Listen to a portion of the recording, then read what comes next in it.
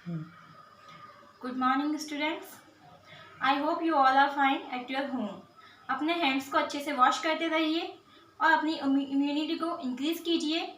और आप अच्छे से इम्यूनिटी को इंक्रीज़ करने के लिए इम्यूनिटी बूस्टर फूड्स का उपयोग भी कीजिए। और जब भी आप कहीं जा रहे हैं तो मास्क का उपयोग ज़रूर ही कीजिए। आज मेरा टॉपिक है nutrition with growth and development, यानी कि न्यूट्रिशंस के साथ में हम किस तरह से अपने शरीर का वृद्धि और विकास कर सकते हैं। ग्रोथ और डेवलपमेंट हमारे न्यूट्रिशंस पे डिपेंड करती है। अगर हम डेली डाइट के अंदर न्यूट्रिशंस को शामिल करते हैं तो हमारे ग्रोथ और डेवलपमेंट बहुत ही अच्छा होता है।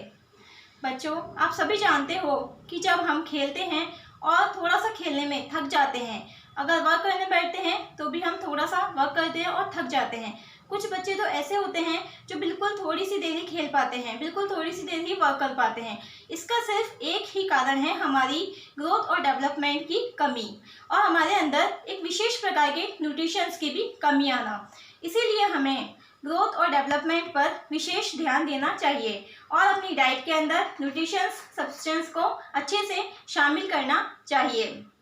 बच्चों, आप सभी जानते हैं कि जब आपको आपकी मम्मी भोजन परोसती है तो उस थाली के अंदर कई प्रकार के भोजन होते हैं, जैसे कि रोटी, चावल, दाल, पालक, रायता आदि। इन सभी भोजन के अलग अलग प्रकार होते हैं और ये भोजन जो होते हैं हमारे शरीर में जाने के बाद अलग अलग इनके कार्य होते हैं।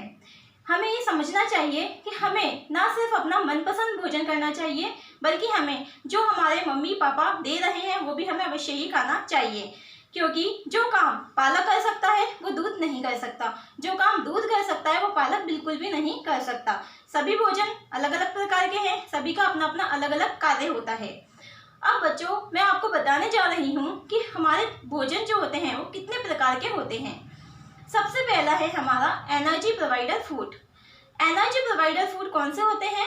तेल है, चावल है, चीनी है और आलू है। ये चारों ही चीज़ें हमें एनर्जी देती हैं, इसीलिए हम इनको एनर्जी गिविंग फूड भी कहते हैं। इसीलिए हमें एनर्जी के लिए इन सभी का सेवन करना चाहिए।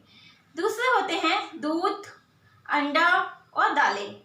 इनको हम कहते हैं body building food. Body building food का मतलब होता है ये हमारी मसल्स को मजबूत बनाते हैं और हमारे शरीर के अंदर ताकत उत्पन्न करते हैं। इसके अंदर प्रोटीन प्रचुर मात्रा में होता है, इसीलिए हमें इनका सेवन अवश्य ही करना चाहिए। कई बच्चों को दूध बिल्कुल पसंद नहीं होता है, वो दूध पीना बिल्कुल पसंद नहीं करते, इवन वो चाय पीते हैं, लेकिन ये बिल्कुल ही गलत है।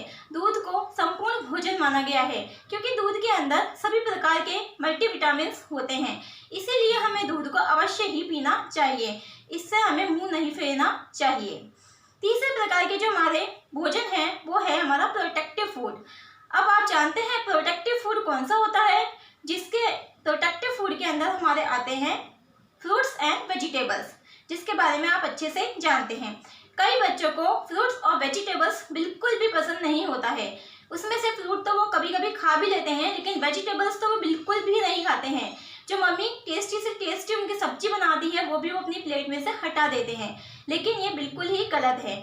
क्योंकि आपको ये जानकर हैरानी होगी कि जो फ्रूट और वेजिटेबल्स होते हैं ये हमको कई तरह की बीमारियों और संक्रमण से बचा के रखते हैं, इसीलिए हमें इनको अवश्य ही अपने खाने में सेवन करना चाहिए।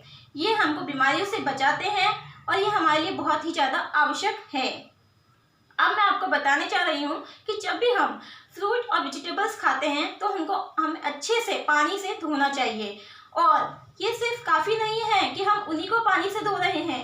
अगर आपके हाथ गंदे हैं तो उस पर छोटे छोटे जर्म्स होते हैं जो कि आपको बिल्कुल भी नहीं दिखते हैं, और अगर आप उन गंदे हाथों से वो भोजन कर लेते हैं, वेजिटेबल्स खा लेते हैं, फ्रूट्स खा लेते हैं, तो वो जर्म्स सीधे आपके पेट में जाते हैं और आपको डायरिया और वॉमिटिंग और अन्य प्रकार के संक्रमण उत्पन्न कर देते हैं।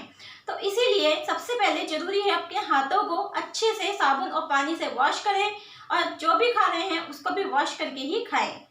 जब भी आप भोजन करने बैठते हैं तो आपका जो समय होना चाहिए वो एकदम नियत समय, एकदम निश्चित समय होना चाहिए, क्योंकि जो निश्चित समय होता है वो हमें पोषण में सबसे ज़्यादा और हमारे पाचन में सबसे ज़्यादा मदद करता है। हमारा जो पाचन क्रिया होती है वो जल्दी से जल्दी होती है एक निश्चित समय पर भोजन करने से।